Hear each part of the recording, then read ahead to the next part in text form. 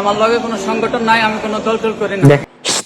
ফেসবুকে তুলপাড় এক বিলাল নামক ব্যক্তি, তিনি কোন এক মসজিদের ইমামকে নামাজ শেষে চাপাতি দিয়ে কুপিয়ে হত্যা করার চেষ্টা করেছে। কোন এক রাজনৈতিক দল সেটা আবার প্রচার করছে যে তিনি জামাত ইসলামের নেতা, জামাত ইসলামের লোক, মসজিদের ইমামকে খুন করার উদ্দেশ্যে চাপাতি দিয়ে চোটাইছে। অবশ্য ফেসবুকে কিন্তু কোনো কিছুই, অর্থাৎ এই অনলাইন প্ল্যাটফর্মে কোনো কিছুই গোপন থাকে না, সবকিছুই বের হয়ে আসে। তারপর একদল চায় জামাত ইসলামের উপর দায়ভার চাপিয়ে দেওয়ার জন্য, যাতে মানুষ জানুক জামাত ইসলামের লোক সেই ইমামকে খুন করার উদ্দেশ্যে মারছে। অবশ্য চাপাতি দিয়ে মারছে, খুন করার এটা খুবই দুঃখজনক বিষয়, এটা উনি ঠিক করেনি। তবে উনি কেন মারছে সেই ব্যক্তি কিন্তু বলছে যে রাস্তার কথায় চাইলে আল্লাহর কাছে চাইতে হয়, পিয়নের কাছে না। রাসূল সাল্লাল্লাহু আলাইহি ওয়াসাল্লামকে পিয়ন বলার কারণে কিন্তু তিনি ওই ব্যক্তিকে কি চাপাতি দিয়ে চোটাইছে। আর হচ্ছে মিলাদ কায়েম করা বেদাত, এ নিয়েও একটা দ্বন্দ্ব ওদের মধ্যে। কিন্তু আসলেই তো আমরা যা কিছুই চাবো না কেন, সবকিছু আমরা উপরওয়ালার কাছেই চাবো, তাই না? তবে আমার মনে হয় ওই ব্যক্তি বিলাল হোসেন, যিনি কাঁচা বাজারের দোকান করেন, তিনি কিন্তু মনে হয় কোনো পীর পূজারি হবে। তাছাড়া এভাবে একজন ইমামের উপর আক্রমণ করতেন না। রাসূল সাল্লাল্লাহু আলাইহি ওয়াসাল্লামকে অপমান, এখানে অপমান না তো, এখানে তুলনা করা হয়েছে ডাইরেক্ট আল্লাহ এবং রাসূলের সাথে।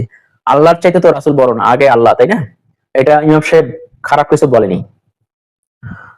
তবে যে বা যারা এটাকে আবার জামাত ইসলাম উপর চাপিয়ে দিচ্ছেন, তাদের উদ্দেশ্যে আমি প্রমাণস্বরূপ ভিডিও দেখাচ্ছি, আপনারা দেখবেন।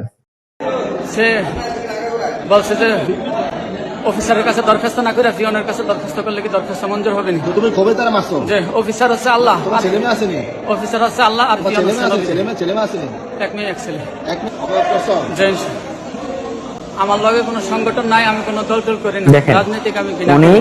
কি জন্য তাকে মারছে সেটা উনি বলছে, আবার কি জন্য ওনাকে চোটাচ্ছে সেটা কিন্তু উনি বলেই দিছে। আবার ফের উনি যে কোনো দল করে না, রাজনৈতিক দলকে উনি ঘৃণা করে সেটাও বলে দিচ্ছে। তারপরেও অনেক এক ধরনের যারা জামাত ইসলামকে পছন্দ করে না, তারা কিন্তু এই অপপ্রচারটা চালাই দিচ্ছেন।